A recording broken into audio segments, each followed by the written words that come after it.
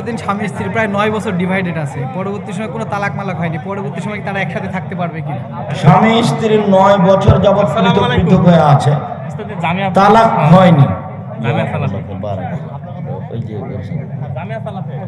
9 বছর কেন, 20 বছর 50 বছরও যদি স্বামী স্ত্রী কথা হয় না কিন্তু তালাক হয়নি, তাদের সম্পর্ক বিচ্ছিন্ন হয়নি।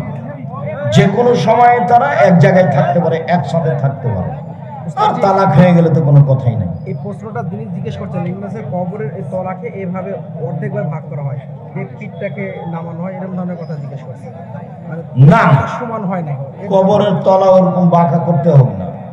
কবর দুই ধরনের, একটা লাহাত, অল্প খুঁড়ে একদিকে চলে যেতে হবে, এই বিষয়ে যদি এর নাম হলো লাহাত, এই কবর করা যাবে। আর এটা হলো শিখ, যেটা সরাসরি নিচে চলে যায়। নিচে জায়গাটা দু থাক করে, এটা আবার এর জন্য অনেকে না, 2 থাক করতে হবে, মানে ওয়ালের সাথে ঠেকাই পুরোটা ডান কাতে দিতে হবে স্যার। পুরো তো ওয়ালের সাথে ঠেকে পুরো তো ডান করে দিতে হবে। যদি ভাই বিদেশ থাকে তো ভাইয়ের জমি আমার জমির পাশে আছে, কিভাবে কিনবে? বিষয়টা এইভাবে প্রশ্ন করছে। ভাই বিদেশ থাকে, প্রবাসী ভাই, আমার সাথে আমার ভাইয়ের জমিতে, বিদেশি ভাইয়ের জমি আমি কিভাবে কিনবো? বিষয়টা এইভাবে প্রশ্ন করছে। এটা কোনো বিদেশি ভাই জমি কিনলে, যেখানে জমি কিনছে তার ভাইদেরকে জিজ্ঞাসা করে জমি কিনতে হবে। তার ভাইয়েরা যদি কিনতে পারে তাহলে তারাই কিনবে, যদি না কিনতে পারে তাহলে বিদেশি লোক, যে কোনো লোক কিনতে পারে। আমার মামাতো ভাইয়ের সাথে আমার বিবাহ জায়েজ, কিন্তু আমার মামাতো ভাইয়ের সাথে আমার মেয়ের বিবাহ কি জায়েজ? হ্যাঁ, যখন মাকেই বিবাহ করতে পারে তখন তার মেয়েকে তো বিবাহ করতে পারবেই।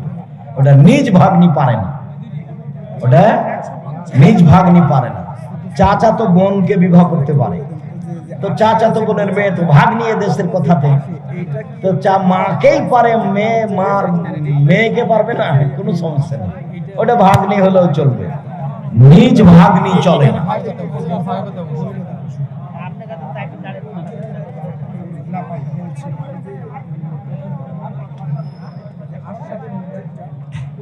যে কোনো মানে মহিলা যদি সব সময়ের জন্য মাদ্রাসায় বের হয়, তাহলে সেই মহিলা কি প্রত্যেক ওয়াক্তে উজু করে নামাজ আদায় করতে হবে, নাকি এক ওয়াক্তের উজু দিয়ে আরেক ওয়াক্তের নামাজ আদায় করতে হবে? যতক্ষণ পর্যন্ত উজু ভাঙেনি ততক্ষণ পর্যন্ত সালাত চলবে।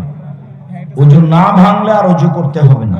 আচ্ছা, ঋতুবর্তী অবস্থায়, হায়েজ অবস্থায় পরিধান করা কাপড়ে যদি নাপাকি না লাগে, তবে সেই কাপড় পরে কি নামাজ আদায় করা যাবে? হায়েজ অবস্থায় কাপড় পরেছিল যে কাপড়, সেই কাপড়ে হায়েজের রক্ত লাগেনি, এখন কাপড়টা ভালো, সেই কাপড়ে কি সালাত আদায় করা যাবে? যাবে। হায়েজ লেগেছিল, রক্ত শুকিয়ে গেছে, ধোয়া হয়নি, এখন সেই কাপড়ে সালাত চলবে, কোনো সমস্যা নেই। ওটা ভিজা থাকলে ধুইতে হতো। কোরআন তেলাওয়াত অবস্থায় সাজদার যদি আয়াত আসে, সেক্ষেত্রে তখনই সিজদা করবে না পরে করবে? কোরআন তেলাওয়াতের ক্ষেত্রে তখনই সিজদা করা উত্তম, পরে করতে পারে, তবে তখনই করা উত্তম। কোরআন তেলাওয়াতের সিজদা হাতে হাতে করাই উত্তম। স্যার, এখানে আরেকটা প্রশ্ন, মহিলাদের অন্য পুরুষের বীজ দিয়ে টিউবের মাধ্যমে সন্তান দেয় বর্তমানে, এটা জায়েজ কিনা? অন্য পুরুষের বীজ দিয়ে টিউবের মাধ্যমে সন্তান নেওয়া হারাম, ওটা অবৈধ সন্তান। অন্য পুরুষের বীজ নিয়ে টিউবের মাধ্যমে সন্তান নেওয়া হারাম, ওটা অবৈধ সন্তান, একেবারে টোটালি হারাম। এটা একটা জেনা, পদ্ধতি ভিন্ন। জি, চলো। আর কোনো প্রশ্ন আছে? শুকরিয়া, জাযাকুমুল্লাহ খায়র। সকল দিনই ভাই বোনকে আমাদের আলোচনা মেনে চলার জন্য অনুরোধ জানিয়ে 23-24 নভেম্বর জামিয়া সালাফিয়া ডাঙ্গিপাড়ায় উপস্থিত হওয়ার অনুরোধ জানিয়ে, সকলকেই বইগুলি সংগ্রহ করার অনুরোধ জানিয়ে, বিশেষভাবে আল ইতিসাম পত্রিকা, সেইটা আপনার কাছে যেন ভারী না হয়, সবাইকে নেওয়ার অনুরোধ জানিয়ে। একটা মেয়ের স্বামী মারা যাওয়ার কতদিন পরে সে বিয়ে করতে পারবে? স্বামী মরার 4 মাস 10 দিন পরে বিবাহ বসতে পারবে, আর স্বামী যখন স্ত্রী মরেছে তখনই পারবে, আর স্ত্রী 4 মাস 10 দিন পরে পারবে। সুবহানাল্লাহি ওয়া বিহামদিহি, আশহাদু আল্লা ইলাহা ইল্লা আনতা, আস্তাগফিরুকা ওয়া আতুবু ইলাইক। আসসালামু আলাইকুম ওয়া রাহমাতুল্লাহ।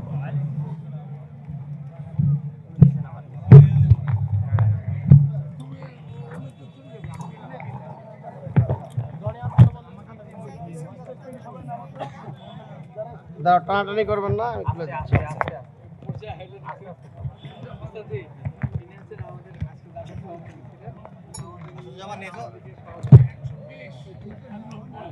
उस्ताद जी नेक्स्ट दुबई जावा कैसे है उस्ताद जी?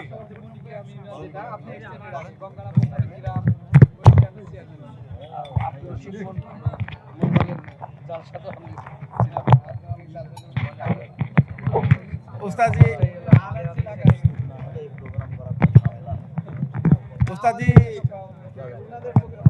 जी নেক্সট দুবাই যাওয়া আছে? আমি তো দুবাই আপনার প্রোগ্রাম শুনছি, দুবাই গেছিলাম ওরা ডিসেম্বরে ইনশাআল্লাহ। ওকে। আমি দুবাই একবার যাবো 2016 সালে, ওখানে ছিলাম।